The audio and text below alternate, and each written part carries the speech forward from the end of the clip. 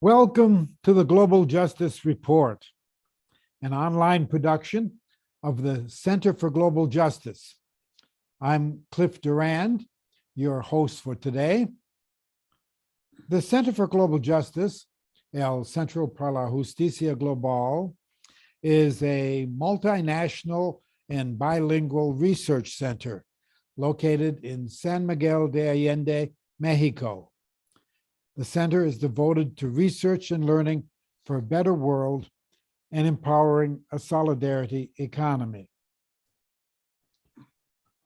I want to begin with a few words about our webinars. This is the last webinar of the year, and today's program is actually number 80. That's right, this is the 80th webinar we have produced since we started June 1, 2020. Over the last year and a half, we featured a total of 120 speakers on a great variety of topics, bringing a progressive point of view to the issues of the day. All of these programs are available on our YouTube channel, accessible at our website. It's a rich treasure chest of ideas. Many have gone there to view past programs. To date, there have been a total of, get this, 25,840 views. Please visit it and explore. It's at www.globaljusticecenter.org.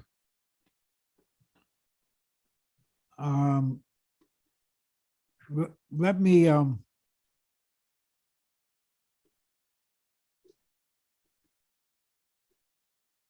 me just put in a commercial plug here. To support our work, I want to urge you to consider making an end-of-the-year donation. Without other revenue-generating programs during the pandemic, we've depended on your generosity to continue these webinars and to pay our Mexican staff. Your donations are tax-deductible. We also welcome your suggestions for future webinars. Send us your ideas about topics and speakers. We've begun planning for 2022, starting with a retrospective of 2021, with several of our previous speakers whom we are calling back to share their views on the year past. That will be on January 10, after we take a couple weeks off for the holidays. We will then resume weekly webinars every Monday with special events in February for Black History Month and in March for Women's History Month. You won't want to miss a single one. In fact, one of our speakers in March, Ann Ferguson, is with us here in the Zoom room right now.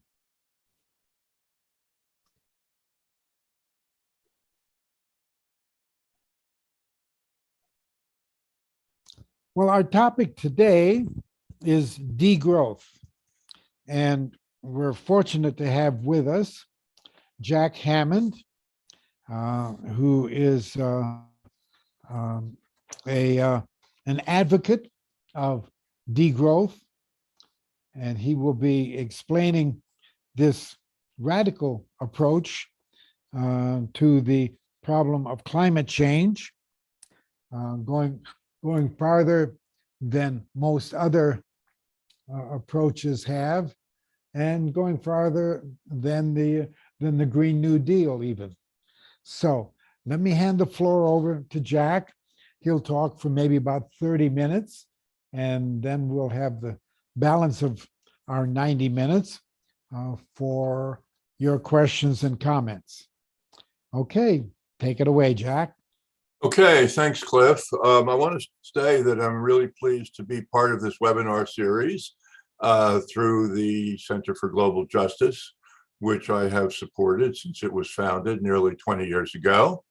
And I'm very, as I say, happy to be part of the series. I will be talking about degrowth.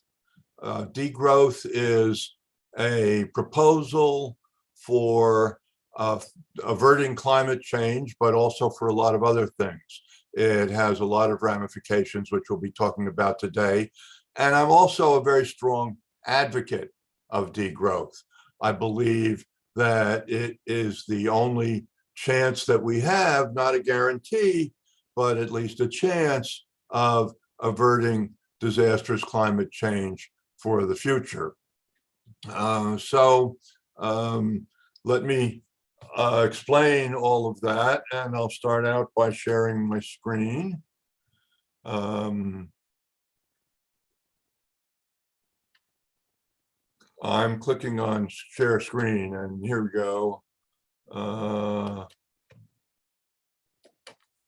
So I'll be talking about degrowth, which more than a climate proposal is a proposal for a good life for everyone within planetary limits. And I want to start out telling you a story about a snail. Somehow, here we go. The snail is the mascot of degrowth. It was adopted by partisans of degrowth from the slow food movement, which is a movement of great interest in many parts of Europe, especially in Italy. The slow food movement is a movement of people who believe that you should grow your food slowly and prepare your food slowly and eat your food slowly, always in the company of good friends and with a view to food that is both healthy and delicious, and you should take it slowly so that you can enjoy it more. And it has been adopted by degrowth because if the slow food movement means that we should not worry about greater efficiency in the sense of doing everything more and bigger and faster, then that fits the approach of degrowth as well. But there's more. According to Ivan Illich, the snail is a creature that doesn't keep growing forever.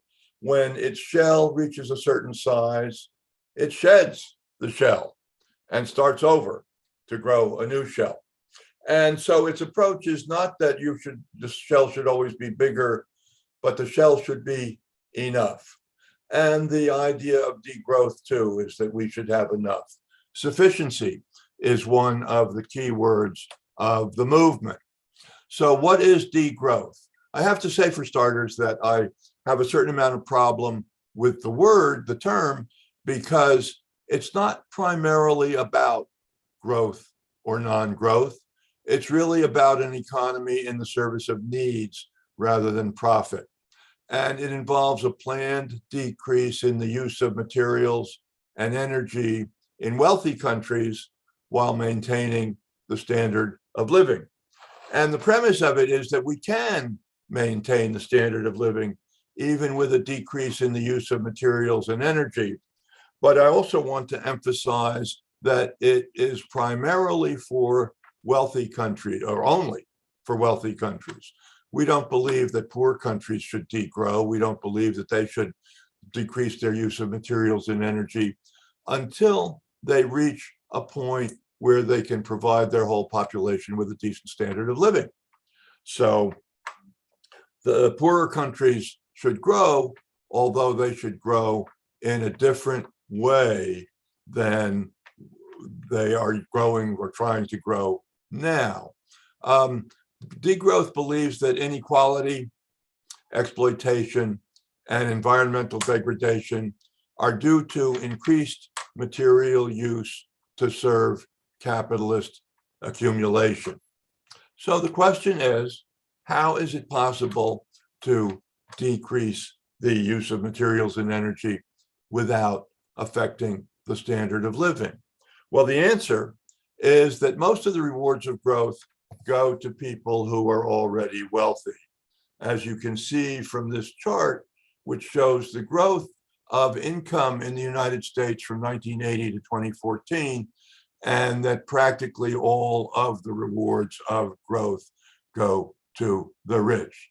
If you look at the bottom half of the population, their income hardly grew at all. If you look at what they call the middle 40%, which is really from the 50th percent to the 90th percentile, their income grew a bit. It's hard to tell from the graph, perhaps 25, 30%. If you look at the top 10% of the income distribution, their income grew during this 34-year period by about 100%, which is to say it doubled. But as you go now slice up the top 10% into smaller and smaller fractions at the top, their income has increased at each along the way even more. The top 1% of the population, their income has gone up by 200%.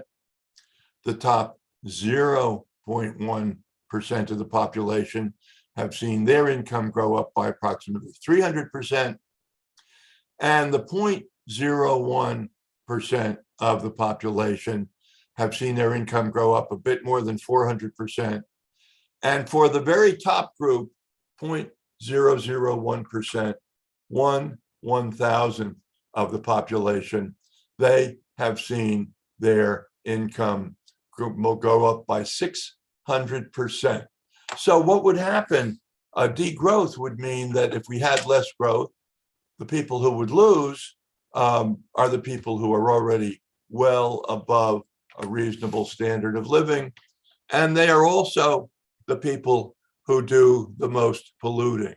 This graph shows us by income how much each category of the population emits carbon into the atmosphere. And the carbon footprint, which is at the equivalent of 22, this is gigaton equivalent of carbon dioxide. For the lowest group with income of less than $5,000 a year, their income, their emissions are about 22 gigatons. And it goes down a little bit for the next group, but it goes up continuously for the highest group, $150,000 a year, having emissions of 90 gigatons. And of course, 150,000, that's a high income, but it's not a super high income. I have no doubt if we could look at larger income categories with higher incomes, we would find their carbon footprints shooting way up. Now I've moved this bar. Okay, good.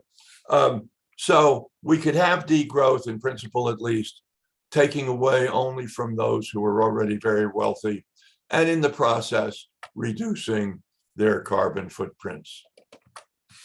Growth, in addition to going to the very wealthy and producing more pollution, it doesn't, as you might expect, improve social welfare. We find this graph shows us for countries, each dot represents a country, and it tells us how much does life expectancy increase with an increase in GDP per capita. For the very poorest countries, in GDP less than $10,000, an improvement in GDP improves life expectancy. For the poorest countries, it's about 60 years on average. And for the best off, but still below $10,000 a year, it goes up to about 80. But as we go above $10,000 a year, we see that life expectancy no longer improves. So if we cut back on growth, we would not necessarily be cutting back on social welfare. What does make a difference to life expectancy is equality. What this graph shows us is the Gini index, which is a measure of how unequal a country country's income distribution is. The theoretical maximum is 100, but here the highest amounts of inequality are in the 40s, and we see the United States as the second most unequal country. These are not all the countries of the world like the previous graph. These are the wealthy countries, the OECD countries. And as they move back towards lower levels of inequality, Greece, Netherlands, Luxembourg, down to Norway and Belgium and Sweden, we find that the countries with lesser degrees of inequality, or to put it the other way around, countries that have greater equality also have longer life expectancies. Inequality has a bunch of other effects as well. It makes us competitive. We feel the pressures of advertising, and we feel like we have to go out and spend more. We consume competitively. I want to have a nicer car than you, and you see that I have a nicer car than you. So you'll go out and buy a bigger house. And when I see you're living in a bigger house, I have to do something else that will prove that I'm superior to you. Now, probably a lot of the people listening to this webinar are not quite as caught up in competitive consumption as a lot of other people, but we're still subject to it. And we're subject to it even if we're not psychologically bound to it, as you can see if we look at the real estate market. Because as the real estate market skyrockets because of competitive consumption, everybody finds they have to enter into a higher real estate price bracket. If there are in New York City, where I live, $150 million condos on 57th Street, most of us can't even think about a $150 million condo, but it pulls up the prices of everything else, so that a cooperative apartment that we might think about affording costs $2 or $3 million. If we can't afford that, we move into the rental market, and the rents are outrageous. And further down the ladder, we have 50,000 homeless people on the street of New York every night.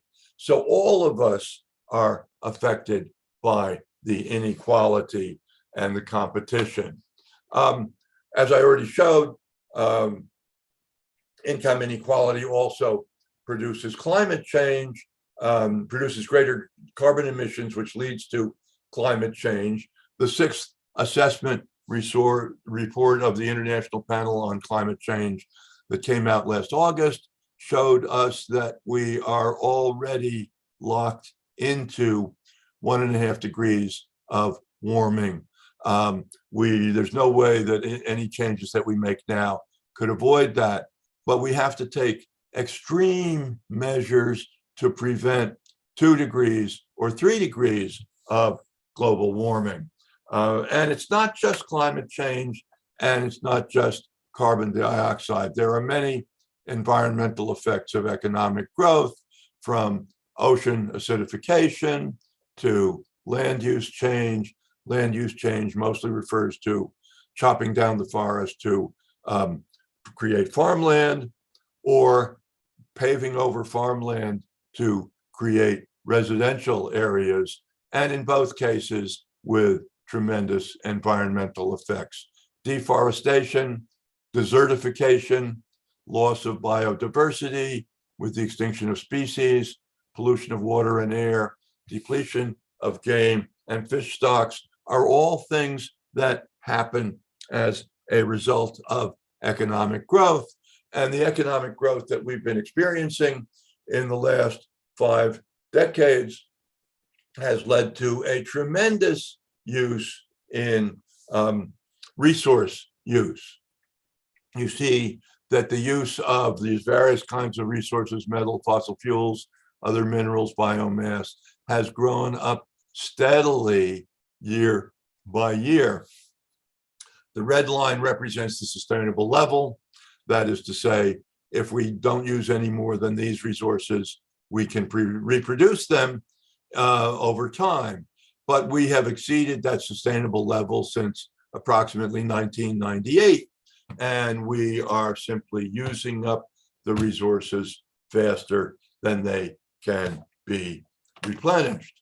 Capital exploits the free gifts of nature to feed perpetual accumulation.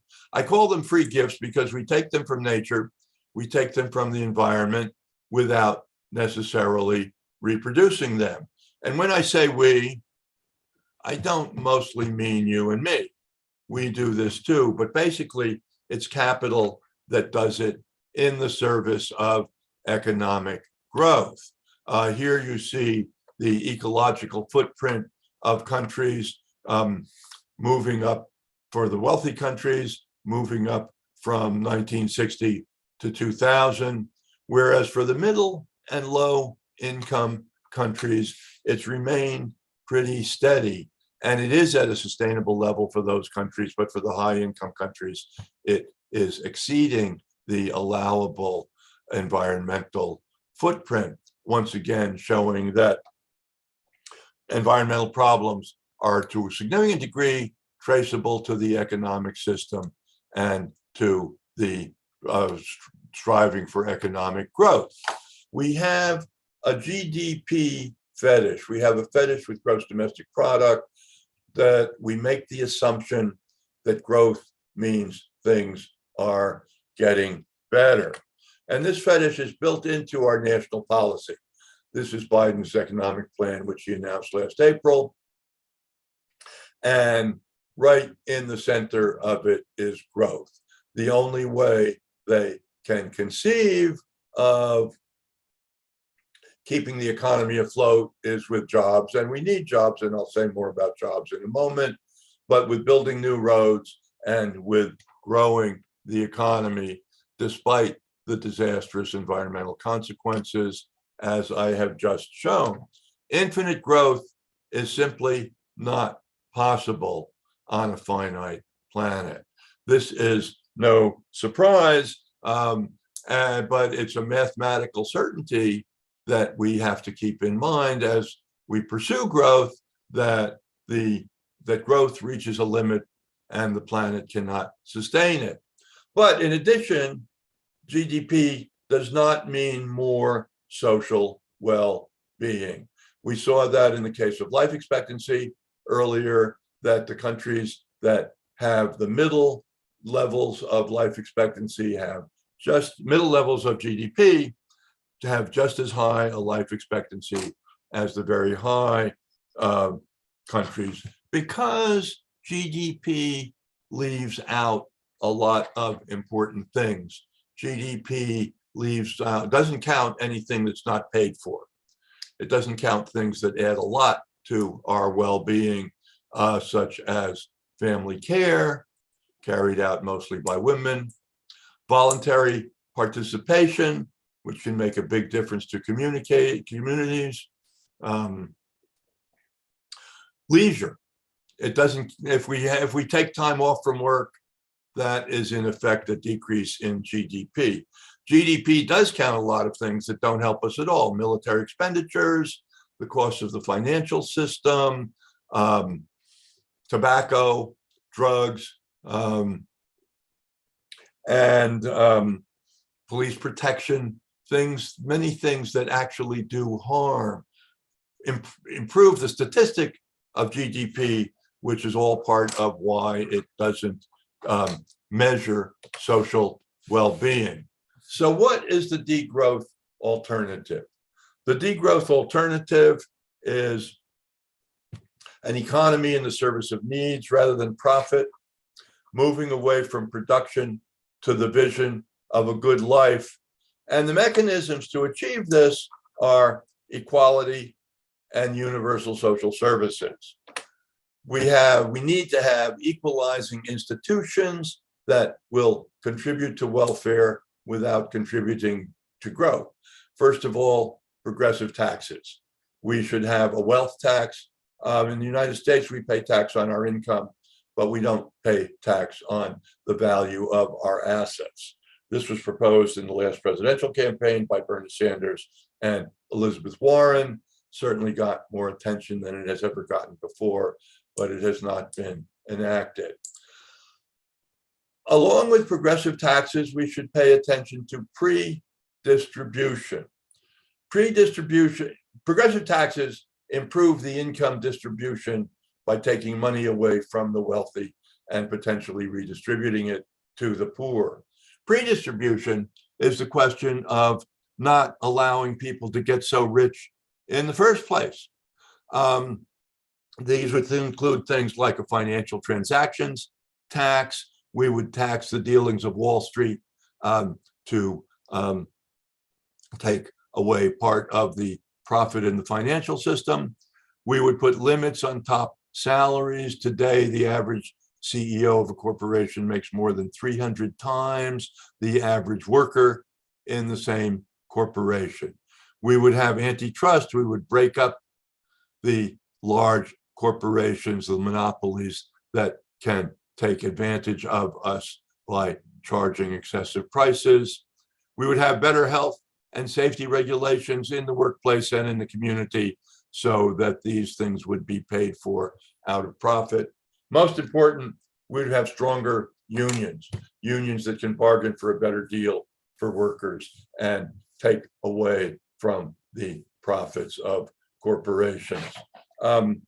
After equalizing institutions, we would have structural change in the provision of universal social services. The value to us of our income is important for what it buys, but with universal social services, we would automatically put everybody on an equal plane, whatever their income was. We would have a universal healthcare system. After the pandemic, who can deny that this country absolutely needs universal healthcare, free and accessible to everybody?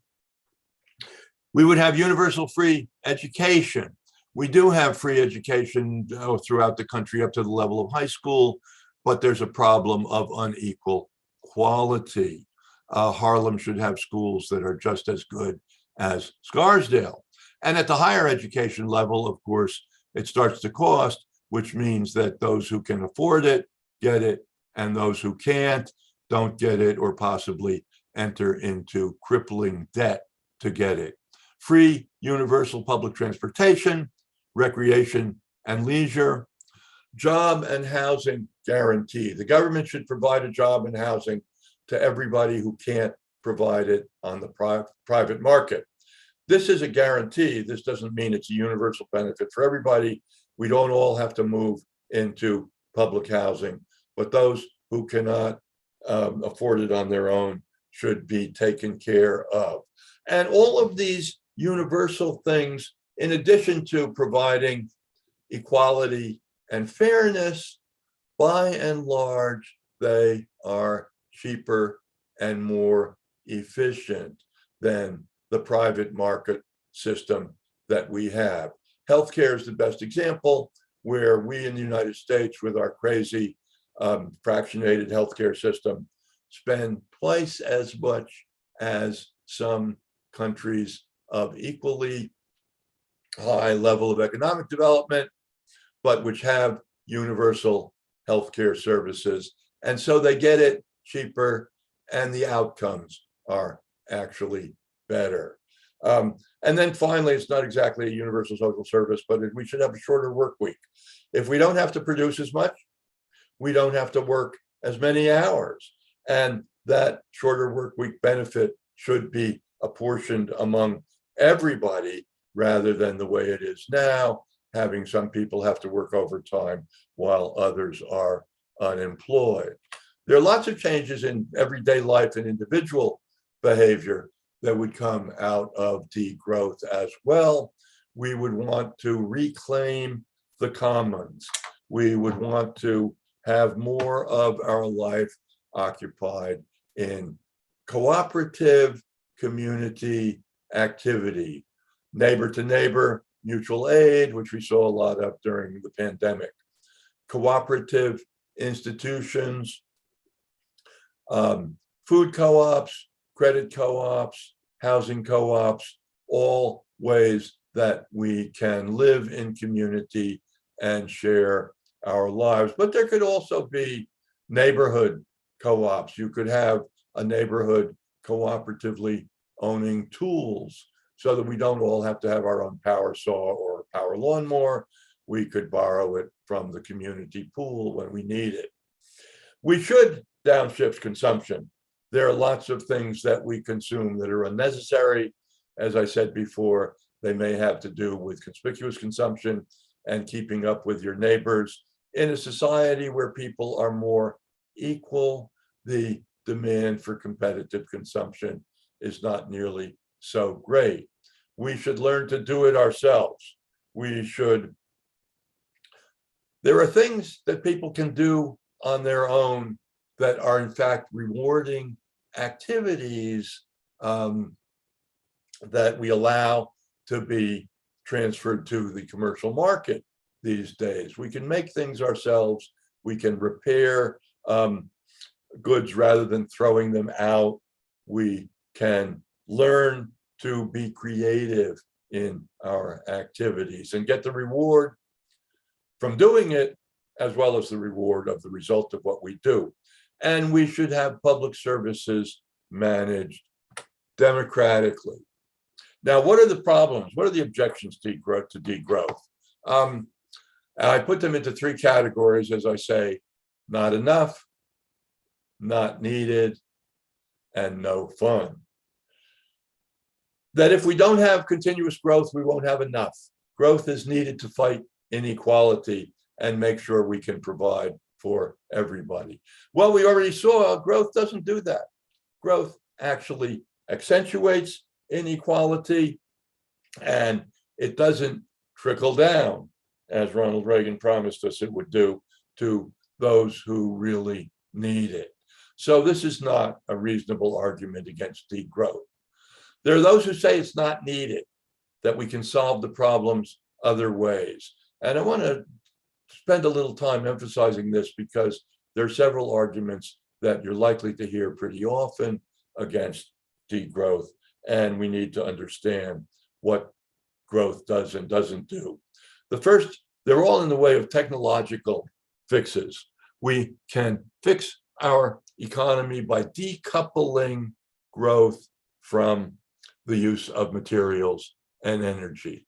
We can use materials and energy more efficiently and therefore produce even more.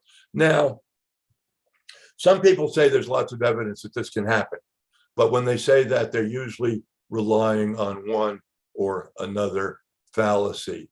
We may find that the consumption of energy goes down in a country like the United States or England, but a lot of that has to do with outsourcing production to other countries. If they're burning coal in China to power the power plants that power the factories that produce the large bulk of our clothes and of our consumer electronics, then the use of energy may go down in the United States, but it goes up someplace else. We have had fuel efficiency standards for cars in this country since the 1970s, that cars cannot be sold unless they meet a certain standards of miles per gallon. And they have been effective in terms of the manufacture of more efficient cars, but it doesn't lead to a decrease in gasoline use because of what's called the rebound effect. Gasoline is cheaper, and therefore we drive more and we drive bigger cars, so that we haven't saved anything in terms of energy by it. Net zero is the idea that we can compensate for the use of energy by environmental measures that actually reduce the amount of carbon in the atmosphere. If you take a plane ride and you're asked to buy a tree to compensate for the energy, for the pollution that is caused by your plane ride, in principle, this could reduce the pollution to zero.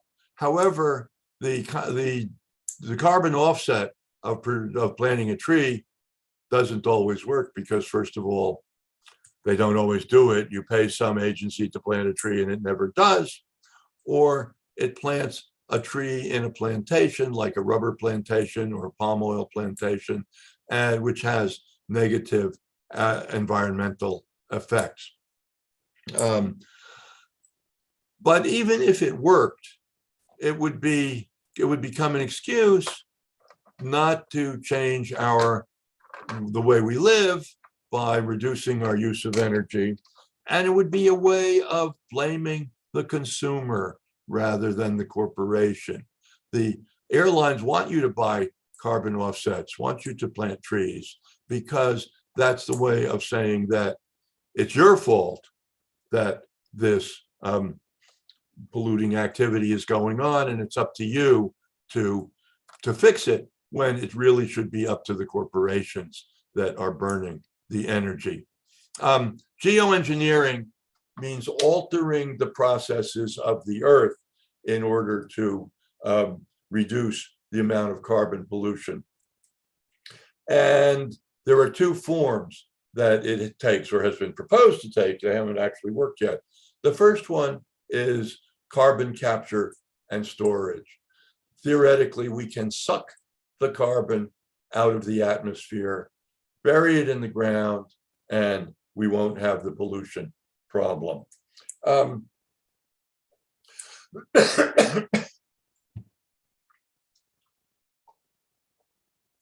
This one has actually been tried, and it has been shown to be possible, but on a scale that is nowhere near the amount that would have to be done to improve the greenhouse gas situation in the atmosphere. The biggest and most powerful carbon capture plant open in the world opened a few months ago in Iceland. And this plant, even if it works as well as predicted, has the capacity that will absorb 1/1,000,000th of the carbon that we are now tossing into the atmosphere. Geoengineering, the second form, is called solar radiation management. And this means projecting particles into the atmosphere that would block the sun's rays from coming in. Now, this plan has not been tried at all. And when I hear about it, I have to say, what could possibly go wrong? Well, even if it works, it would be something that we would have to do forever, because the particles that we emit into the atmosphere get absorbed, and we would have to keep pumping them into the atmosphere. In general, as I said about net zero, the technological fixes are ways that we could presumably go on living exactly the way we are living and not have to change anything in our lifestyle or in the corporate structure of the economy to fix environmental problems. The third objection, the third reason why we shouldn't degrow, is that it would be no fun. We like to have our stuff. My colleague at the City University of New York, Branko Milanovic, who is former chief economist of the World Bank and who's very critical, has said, we don't want to live like monks. Well, we don't have to live like monks. It would be good, as I already said, that we downshifted some of our consumption. But since most of the problems arise with the corporations, we have to really call on them to change their practices to stop polluting, rather than putting the responsibility on individuals. We do like to have nice things. We like to travel during our vacations, and we shouldn't be deprived of those opportunities. And we don't need to be deprived of those opportunities if we can change the basic capitalist structure that depends on growth for its profitability. I was going to talk a little bit about the problems that we see as a result of the pandemic.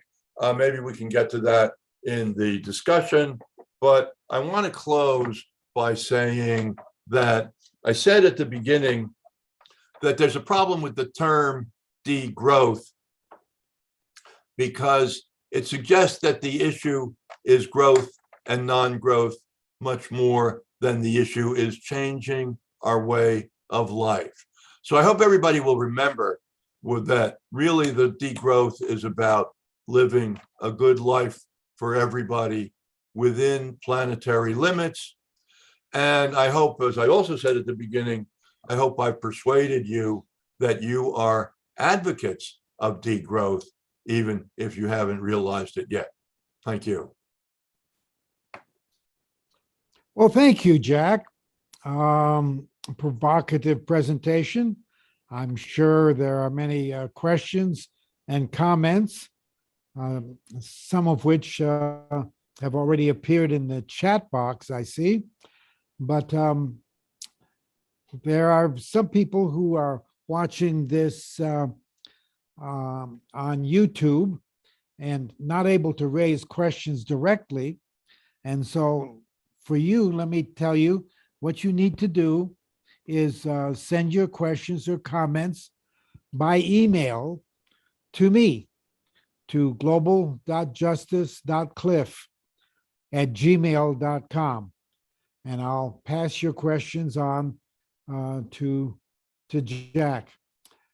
For those who are in the Zoom room, of course, you can raise your questions and make comments directly and engage in dialogue. And I see already Carsten Struhl has his hand up. And Ferguson has raised some questions, and Betsy Bowman. So let's go on to those three. Carsten, you go first. First, thank you, Jack. This is, I've heard several of your presentations. This is the most clear and comprehensive one I've heard you do.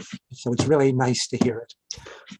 There's one question I have, which I actually raised when Richard Smith last time in the Global Justice Center was talking. And he had questions about the word degrowth as well. And he suggested that part of the problem with the word degrowth is that we need to grow some things.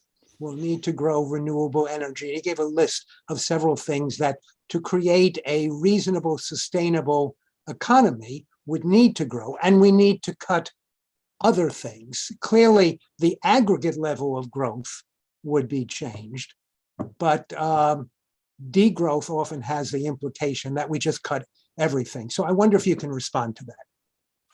Sure. Yeah, now it is a problematic term, as I said before, in part because that's not the main, growth is really not the main issue that it's addressing. It's addressing living a healthier life in harmony with other people and with the environment. But the definition that I gave in the very first beginning is it's a decrease in the use of materials and energy. It doesn't mean nothing can grow. It doesn't mean we won't have flowers growing every spring. It doesn't mean we're in favor of foot binding so that women's feet don't grow so big. And I think we need to pay attention to what the people who promote degrowth are claiming by the name. And some of them, when somebody complains that the name is inappropriate and it sets people off, some of them will say, well, it's really we use this term as sort of to shock people. We want to use this term to challenge people into recognizing what we're about.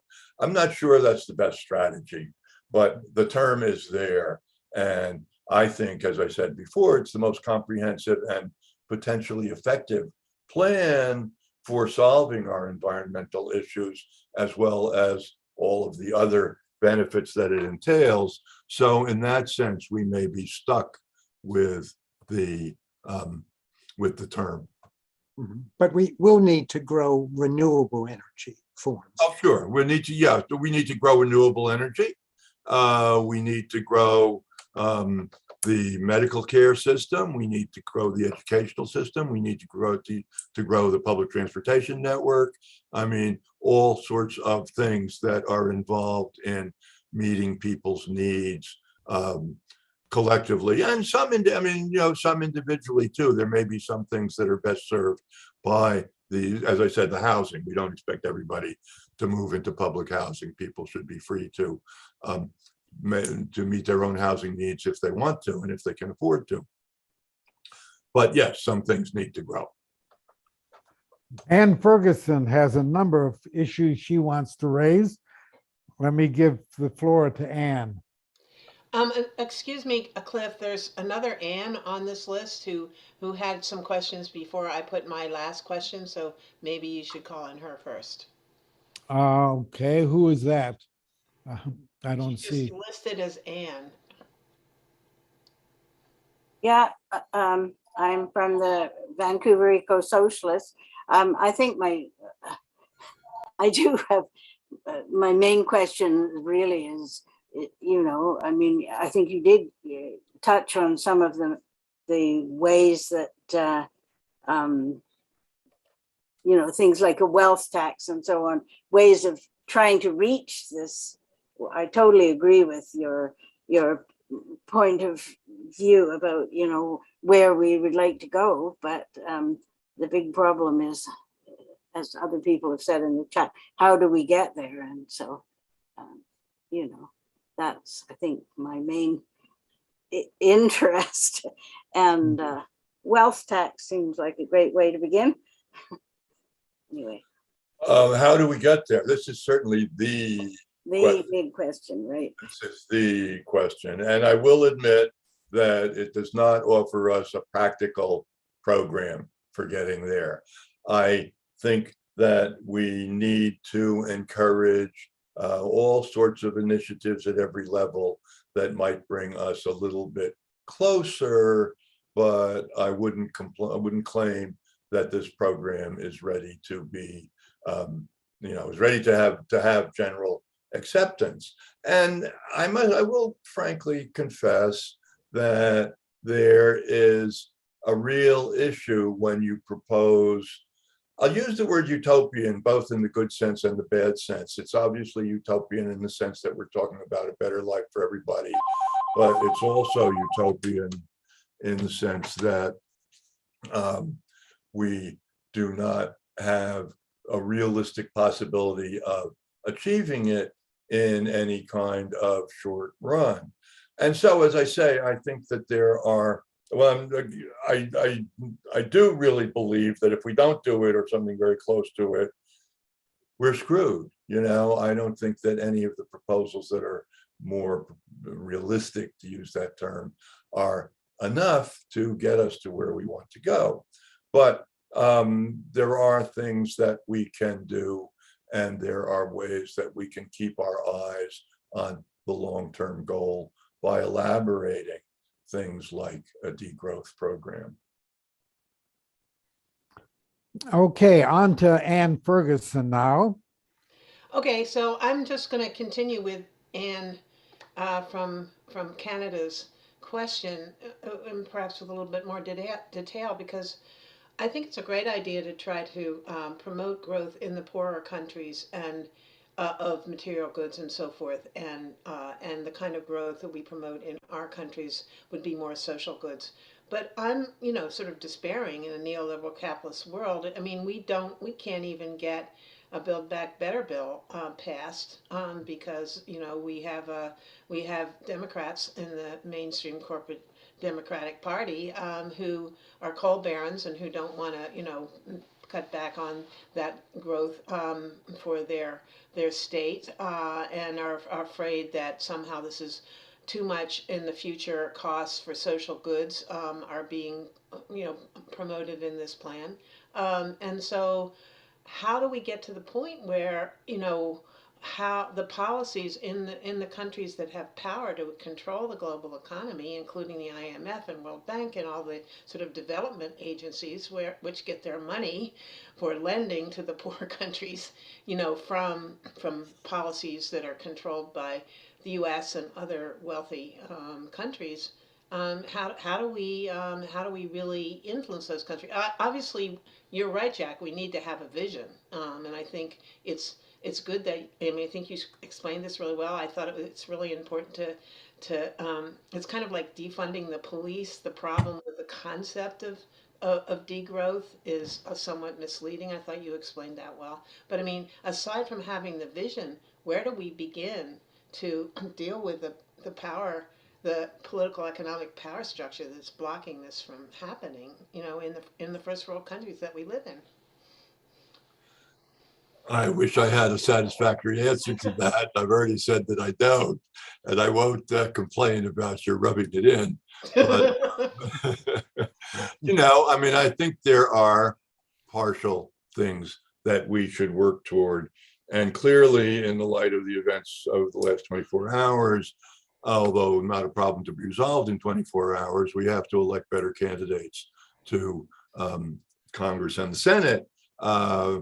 Because we did come very close to enacting a program that, while limited, would have made a huge difference. And it may still be possible. There may be something to be rescued from Build Back Better. And I would say there, we should all be attentive to what is going to go on in Washington and what are the prospects of rescuing something of that program, and what kind of political pressure can we exert in order to make that happen. Now, I don't know if there's anybody on the call from West Virginia. Probably there isn't.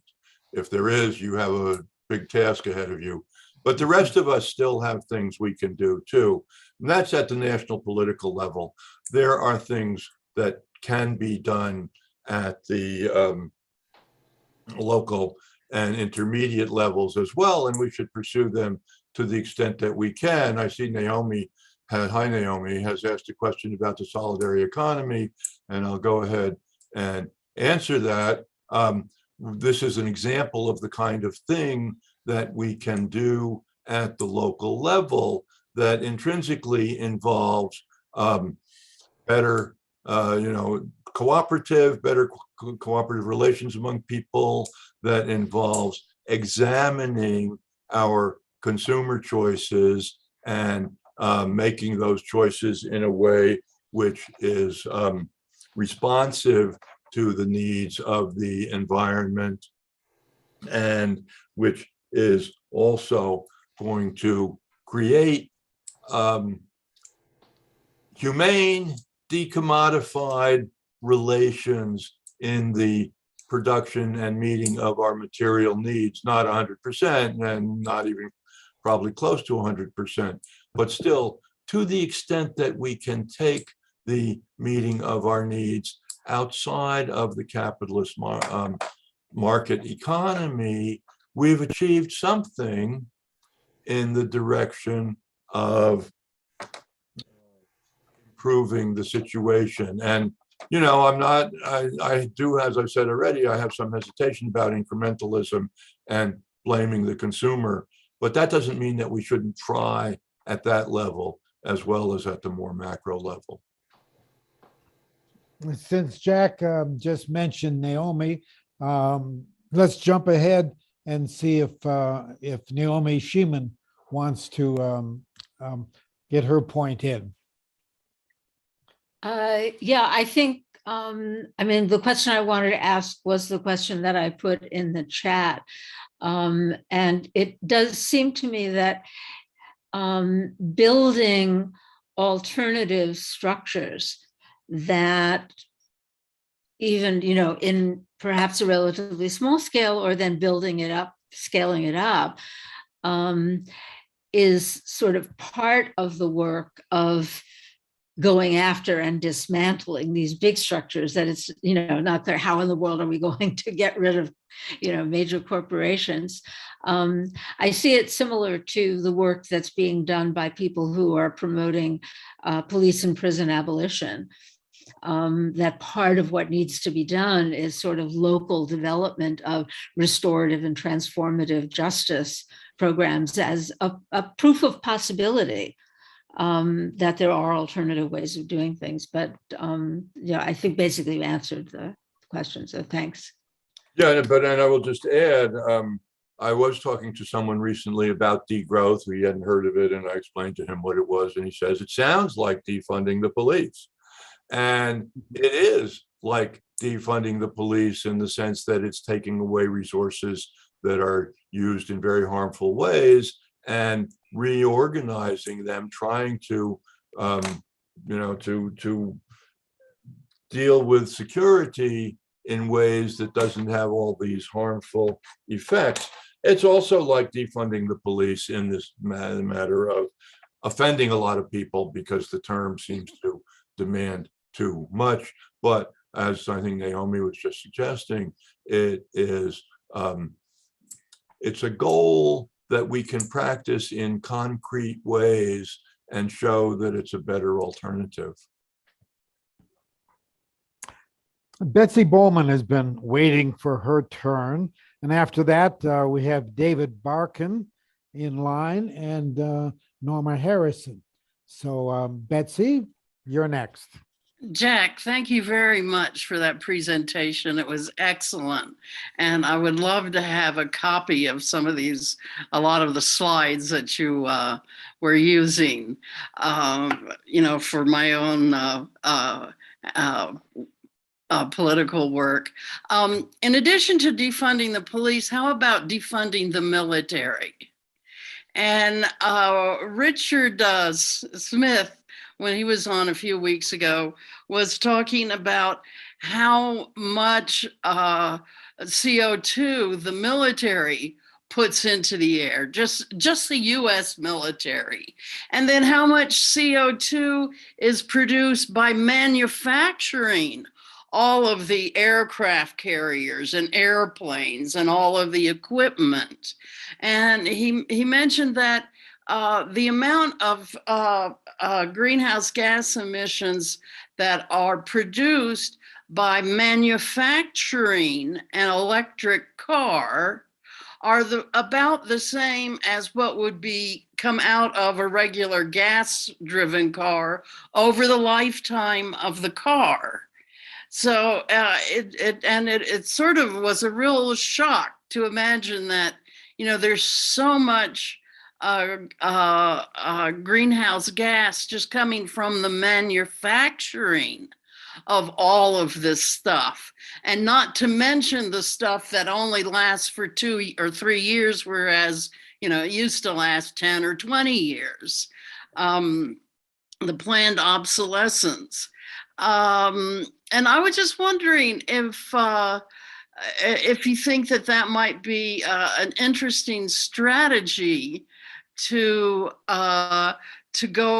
build a new peace movement around, is that the amount of CO2 that is produced by the military in the production of the equipment and then in the use of it is it's just staggering.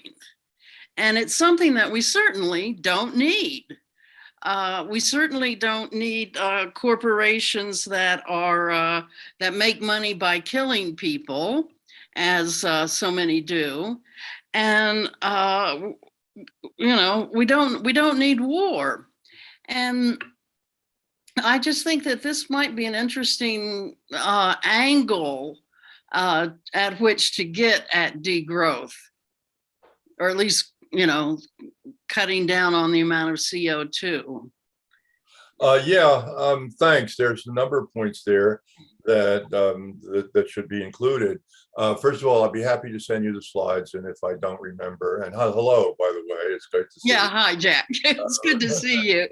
Yeah. And Karsten and Anne and our Gail and our other friends here. If I don't remember, please send me a reminder. I'll be happy to send them to you. About the cars, the cars are a little bit separate from the military issue, although the military certainly buys a lot of vehicles. But the point that the manufacturer of an electric car uses up as much energy as a gas-powered car would use in the course of its lifetime. isn't the reason not to build electric cars because, of course, the gas-powered cars has to be manufactured too. Oh, of course. So you have probably roughly the same energy cost in those two manufacturing processes. I don't really know for sure. But certainly your main point about the military, I absolutely agree. And I know I mentioned it in a half sentence, but it is one of the products of our capitalist system that is totally wasteful, that does indeed, the military, the US military is said to be the largest emitter of carbon on the planet. And this comes about Absolutely. in the process of production of all the things that it buys, which is, of course, intimately tied to the capitalist system. And then in the carrying out of warfare, or even just exercises for warfare, it's really, it seems paradoxical that we should have all these armaments, the supposed purpose of which is not to have to use them. People have been making Right. that argument as an argument in favor of arms building for, as long as I've been paying any attention to it. And it always seems a little strange.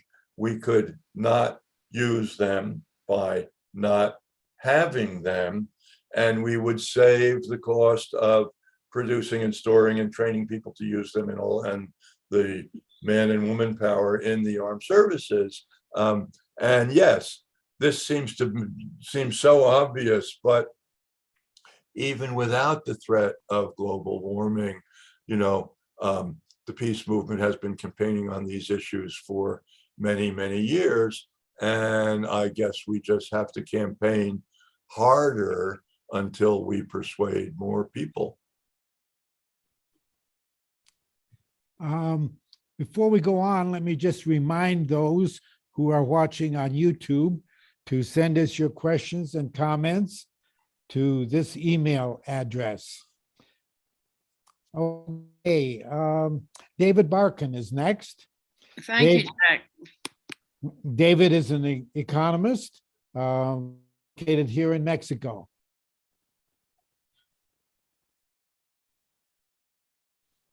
Hello, Jack. Hi, David. I haven't seen you in a lot longer than I've seen some of the other people on this call. It's nice to have you here. I enjoy not having to go to the United States. It's Congratulations. I've been ensconced here in Mexico for 60 years and go less and less to the US. Right. I'm really concerned about the notion of the way you present it, because some of your presentation suggests an incrementalist approach to confronting the problems that we're presently dealing with. And what you're basically a very, very important underlying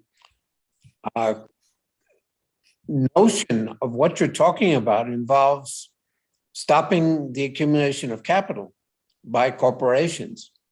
And therefore, and that's my problem with the whole degrowth approach, the whole thing that's coming out of Barcelona, Federico de Maria and Giorgio Calles, and I'm just wondering, that's not going to happen. That's not going to happen in our lifetime. And what you said at one point in your talk was, well, if we don't stop the 2 degree thing, it's already too late. I mean, that's basically one of the things. So if those changes in the accumulation process don't take place, and they're not going to take place before we get to 2 degrees warming, where are we left with the degrowth?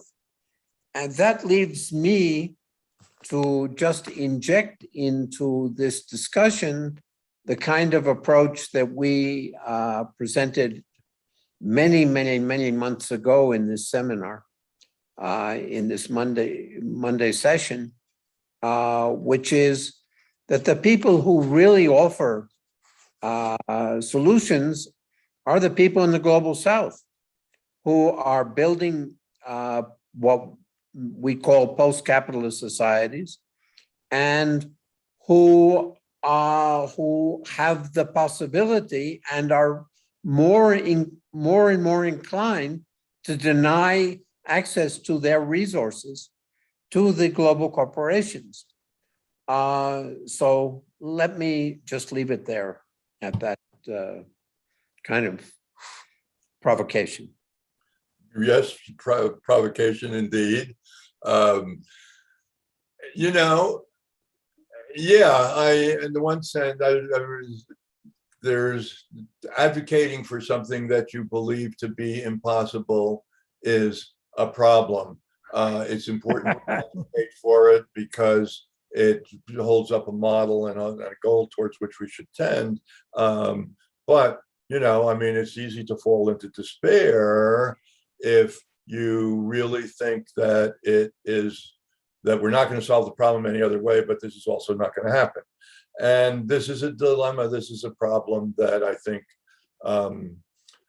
most activists who have anything of a long-term vision for their work have got to confront and not know how to, you know, I mean, we keep doing what we do in the hope that it will somehow, that there will be some kind of breakthrough. If we don't have that breakthrough, then, you know, and we turn out, our worst predictions turn out to be right. You know, the thing is that the alternative is to just to counsel despair, to say nothing is ever going to happen, and so we might as well fold up our tents and wait for the apocalypse to come. And I don't think that's the right thing to do. I mean, I think we really need to pursue the possibilities that we see, however unlikely they are. As for your proposal, I'm sorry I didn't hear the seminar, the webinar that you're talking about. I will go back and look for it. I hope it's still available online. I think that encouraging, you know, that sort of takes the responsibility away from us in the North. I think it'd be perfectly fine if the producers of the essential natural resources in the global South engaged in, went on strike in effect, and said, we're not going to finance your capitalism anymore. There's not too much those of us in the global North can do to help make that happen. But I don't see the signs that it is happening to any significant degree. Maybe I really am just ignorant and need to inform myself more about them. But that seems to me, you know, pretty much as far into the distant future as degrowth.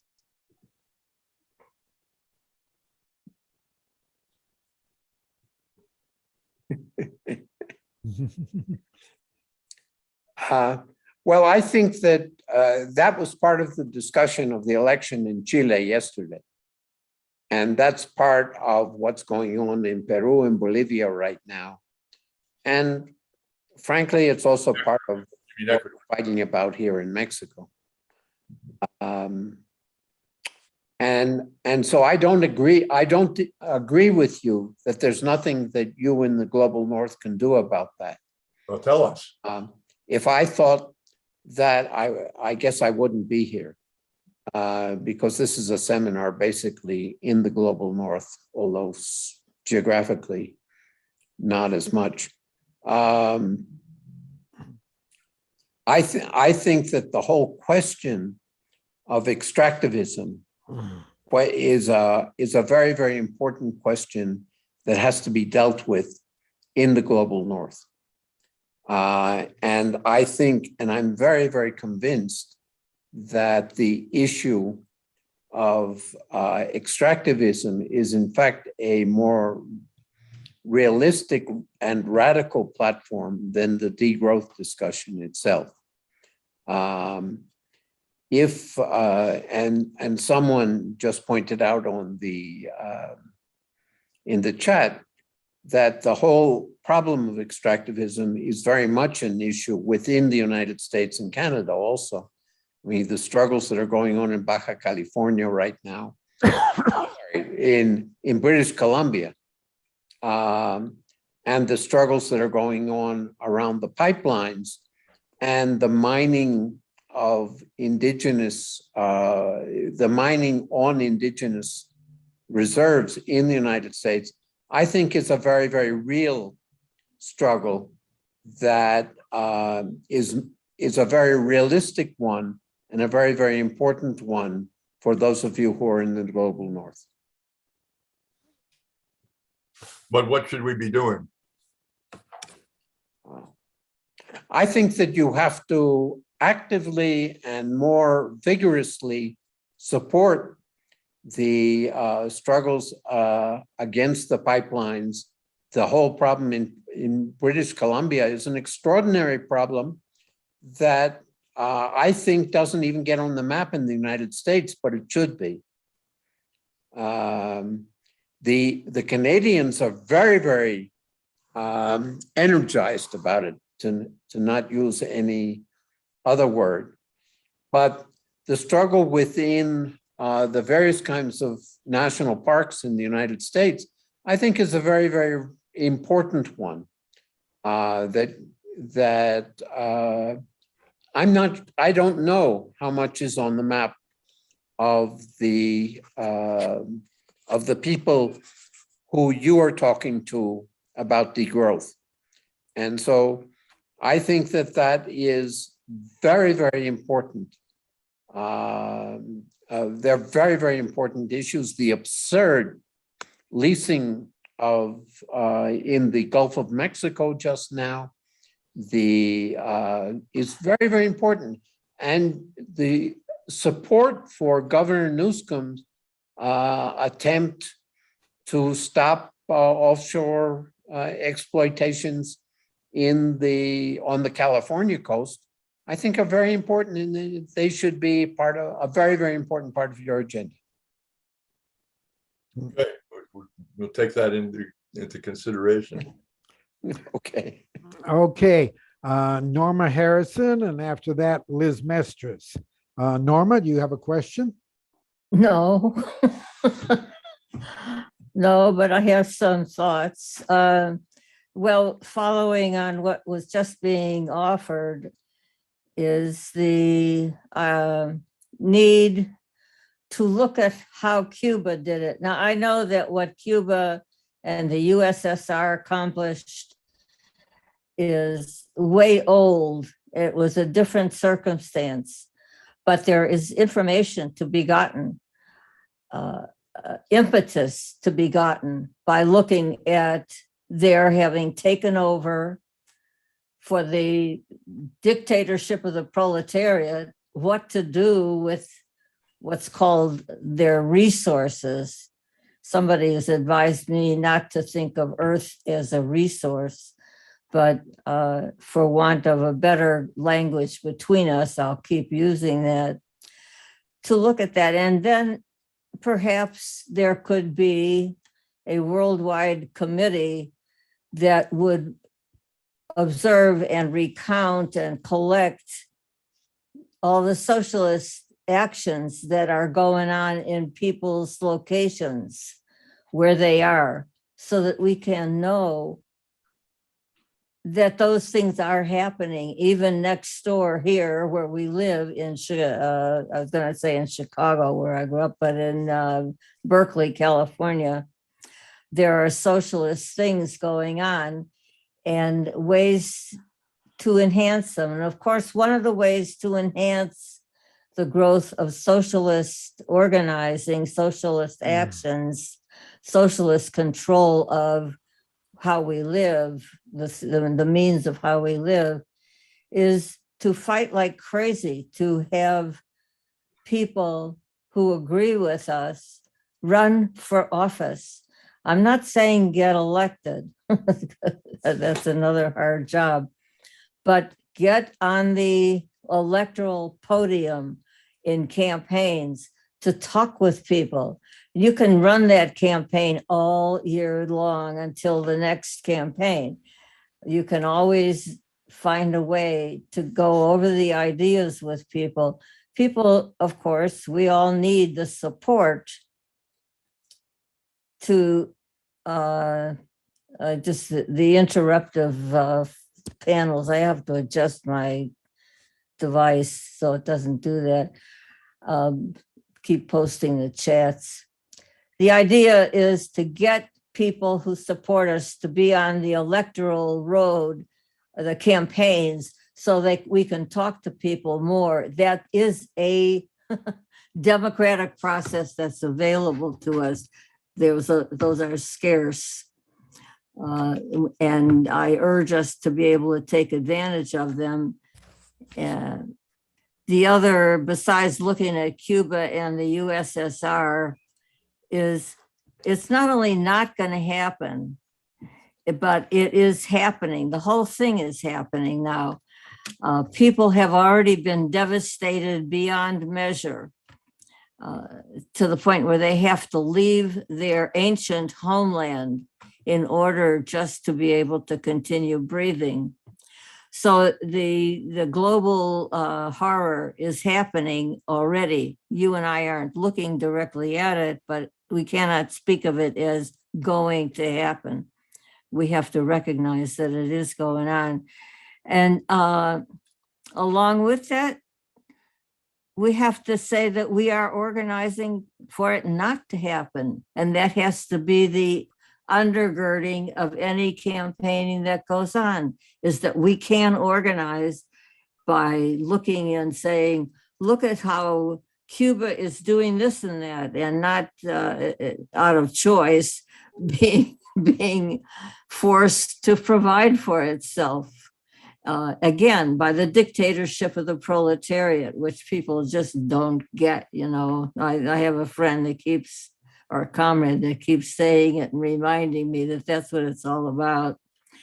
Because socialism, where people are striving to build socialist structures, doesn't happen overnight. People's minds are so colonized that it's just going to take a long time. And sometimes it requires what is called Stalinist, a dictatorship to maintain the revolution so that they can keep the winning that happened in 1917. I think that's enough of that. Okay, Jack, you want to comment on any of that? Well, I'll say a few things. There's a whole lot of things there, and it's hard to bring them all into the short response. I totally agree that we should be communicating by every channel available to us and telling people as much as we can and trying to be persuasive. And electoral campaigns may well be the forum, in one forum among many. I wouldn't make them the exclusive or probably even the primary one. But I'm also in favor of winning. I mean, I think we should run campaigns not just to communicate, but also, if we're going to run campaigns, we should try to run campaigns that we might actually elect people to office who would carry out some of the things that we're talking about. And I'm prepared to say, you know, we're going to have candidates who are not perfect, who are not going to agree with us about everything.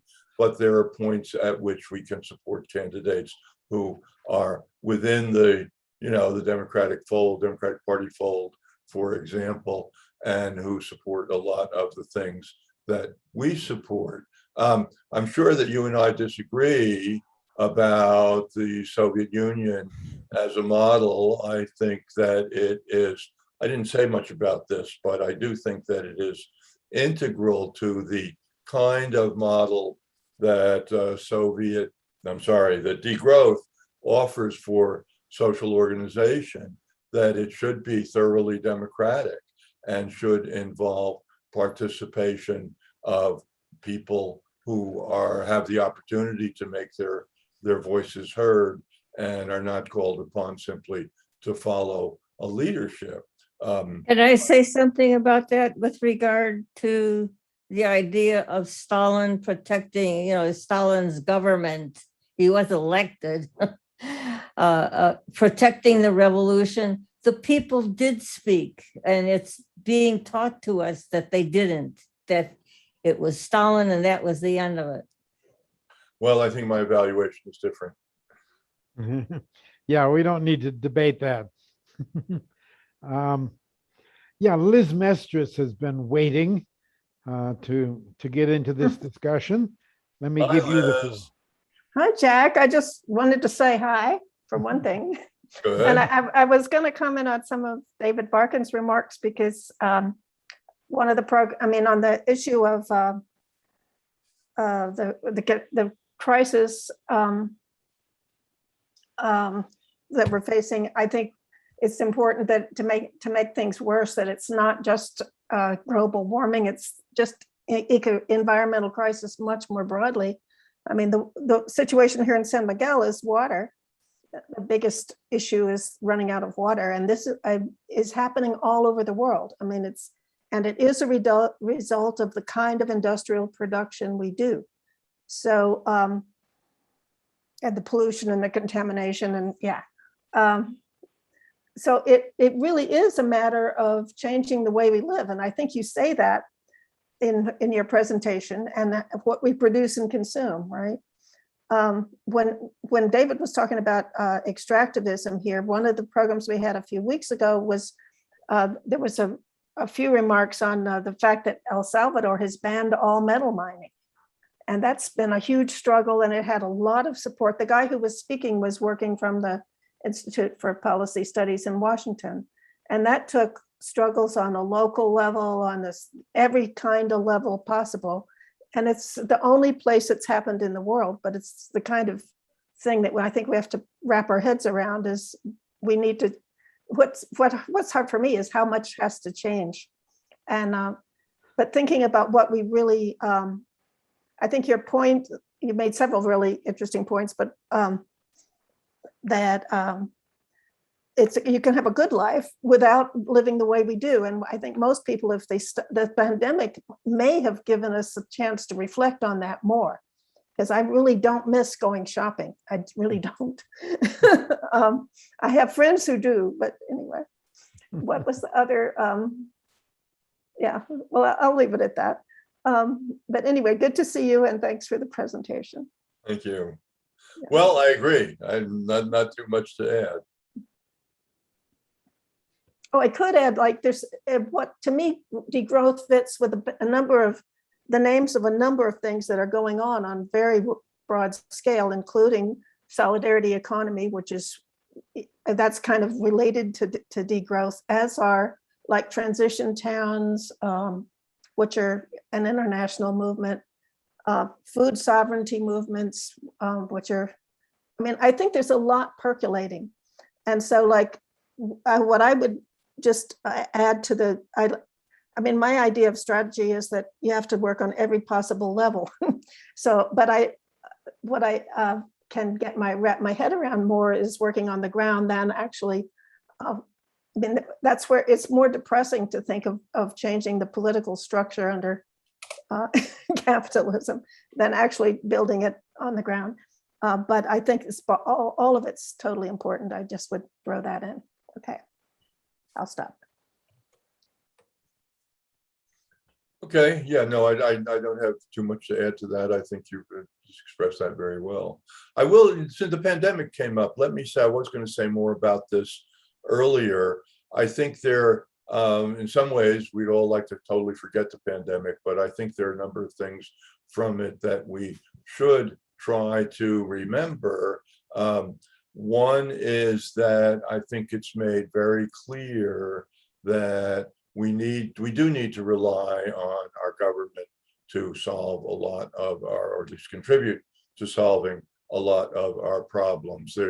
The interventions, even under Trump and certainly under Biden, had made a big difference in rescuing people from the immediate dangers and difficulties that they faced. The second thing that is so clear from the pandemic is the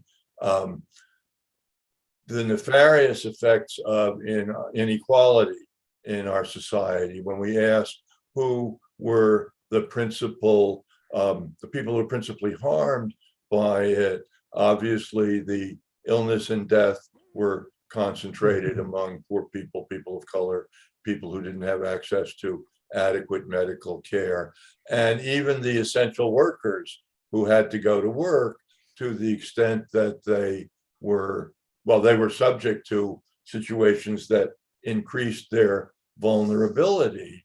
And maybe we will understand that indeed they are essential workers and they deserve to be treated with respect, both in terms of interpersonal relations and the respect of the kind that shows up in their paycheck. They deserve to make living wages for the work that they were done, because most of the essential workers, not absolutely all of them, but most of them were poor and poorly paid, and did indeed expose themselves, were forced to expose themselves to disease. And perhaps what's being called the Great Resignation in the US economy, the absence of people willing to work for $15 an hour, and the fact that in a lot of low-paid environments, the employers can't find people to work for them. Maybe that's a sign that people are prepared more than they would have been 2 years ago to reject conditions that were unacceptable to them. Certainly the unionizing drives, the recent successes in unionizing, I think are a sign that workers are at least understanding that they don't have to take that kind of shit all the time, and that they can rise up and do something. So I think that the pandemic, however, difficult it was, and it should also be said that the pandemic produced 56 new billionaires, and got, Jeff Bezos and what's his name from the car magnate, the electric car. I was blanking on his name, but they got them both shot into space. And none of these were not exactly positive outcomes, but we can look at it and see what things are in it that we want to learn from. Musk, I couldn't remember his name. Tesla?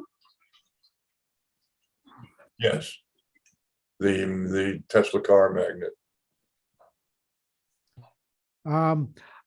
Before we run out of time, I would be remiss if I didn't ask Jack for some comments on the Green New Deal, because that is often presented as the most progressive agenda around. But I know that, Jack, you have some views on that. Would you like to share them? Yes, thank you. I'd like to share them. And I sort of, when I was talking about Build Back Better, I kind of partly indicated them, but I think, is degrowth better than the Green New Deal? And if so, why? Yes, it is better than the Green New Deal. There are things that the Green New Deal gets absolutely right. And one is that we have to stop burning fossil fuels. Full stop, end of sentence. That's all to be said about that. The second is that the Green New Deal, and I learned a lot from this when it was first being promoted. I want to say, to talk about the Green New Deal, you need to specify what you're talking about, because there are a lot of different Green New Deals. But I think the one that is most deserving of the name and of the analysis is the Green New Deal presented by Alexandria Ocasio-Cortez, Congresswoman AOC, and Ed Markey in House and Senate resolutions at the beginning of when she was first elected to Congress in 2019. And first of all, as I said, the one thing that they definitely got right is fossil fuels.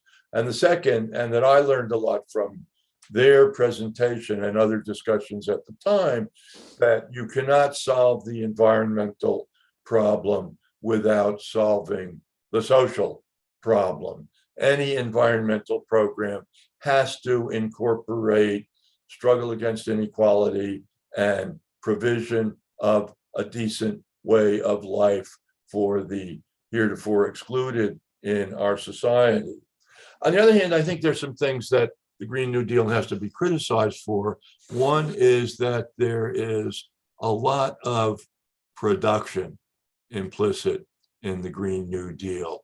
A lot of their solution has to do with providing some of the traditional roads, bridges, infrastructure, things that we have lacks. I mean, we have lacks, but it doesn't mean we need to build new airports or do things that will increase the amount of traffic on the road. And another big problem with the Green New Deal is that I don't think they face the necessity for redistribution. They do talk about providing basic income and good unionized jobs and elevating people who are excluded, but I'm not sure that they recognize the need to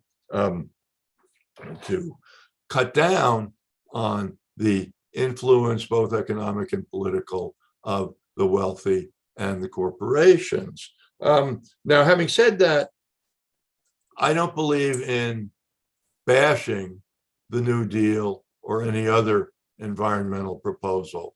As I hope I've made clear, that I think that we need to operate on all fronts at once and use whatever means are available, both persuasive, political, and so forth. And so we need to accept and promote the Green New Deal as a possibility. Now, the other thing, of course, the Green New Deal came a lot closer to actually being legislated than degrowth has ever come. And I mean, the defeat of Build Back Better and the presence of Joe Manchin as the ultimate arbiter of what gets decided, I think are tragic.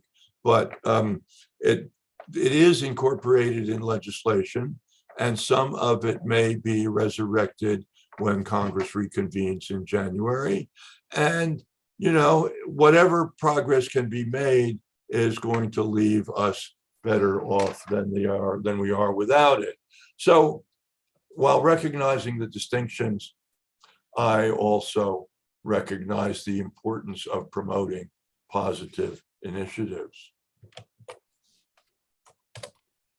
Okay, there has been a lot put in the chat by Ann Ferguson, others as well, including links to things. After we end, I'm going to leave the Zoom room open for those who will want to copy some of those links out. And those who are watching on YouTube, of course, do not have access to that. And so if you're curious, send me an email and I can send you some of those links. But since, Anne, you've been putting so many comments in there, is there anything you want to add before we close? Really, I was just giving examples of how I think one important thing is to emphasize climate justice, because that's the way to deal with poor communities who are often disproportionately of color, indigenous communities, and so on, who just repairing existing infrastructure, like repairing gas lines, isn't going to help with their climate, health, and building biomass plants, which pollute the atmosphere more, and some people think of as green energy, isn't working either. And so we really have to deal with local struggles that have a class aspect to the existing climate injustices, include that as part of the degrowth or anti-extractivist strategies that we're promoting. And so the rest of it's in the chat. And by the way, anybody can save the chat if you just push the little 3 buttons at the bottom of the chat on the very right, and then all the links are there, and they're in your computer under your Zoom link. Okay. Yeah, actually, there's one other point I'd like to raise, since there's been several mentions of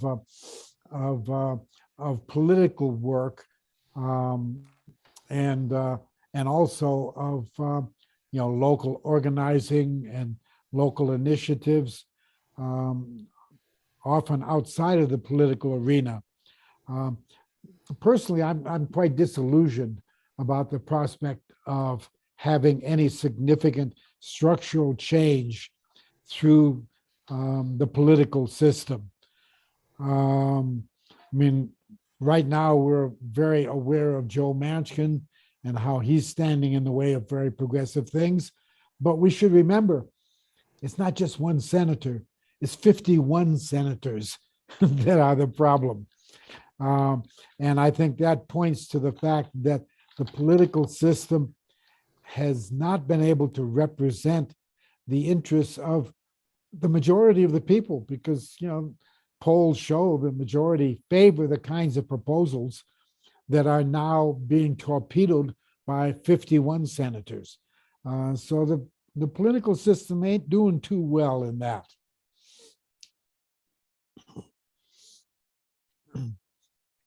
No, I acknowledge that. I don't see, we can always work at the local level, and we should. We should do everything in our own individual lives and in our communities that we can do. But I think we need to take account of national policy as well, and always keep in mind what are the possibilities, however remote, of influencing it.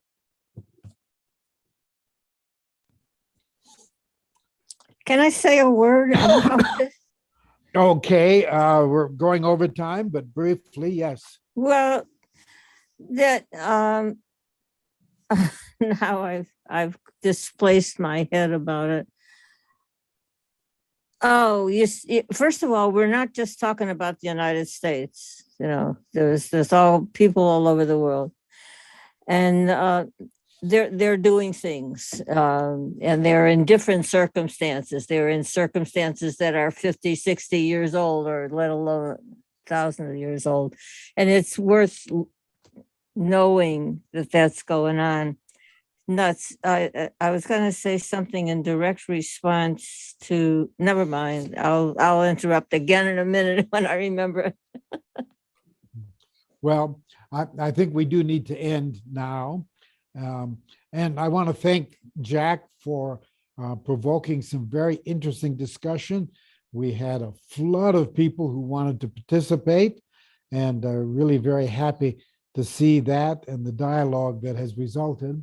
And thank you, Jack, for your provocative presentation. Keep it up, and we'll hope to hear more from you on these issues. Today's webinar, I should point out, is as well as past programs, are available on YouTube, which are accessible from our website, www.globaljusticecenter.org. And I hope that you will join us next for the next webinar, which will be, since we're about going on, where is it? Got it someplace. Since we're about to go on our holiday break, I want to point out that our next webinar will be on January 10th, and will be a kind of retrospective on the year 2021. We are bringing back 4 of our speakers from the last year to share their perspectives on the year that was, including Jeff Fole, Doug Henwood, Cynthia Kaufman, and Peter Kuznick. And so hope to see you again then on January 10, and wish you happy holidays in the meantime. Finally, I want to thank our webinar team that has worked on this and our previous webinars: Roberto Robles, Liz Mestris, Gregory Diamond, Olivia Canales, Bob Stone, and myself. And now this is Cliff Durand signing off until next Monday. Or not next Monday, 3 Mondays from now.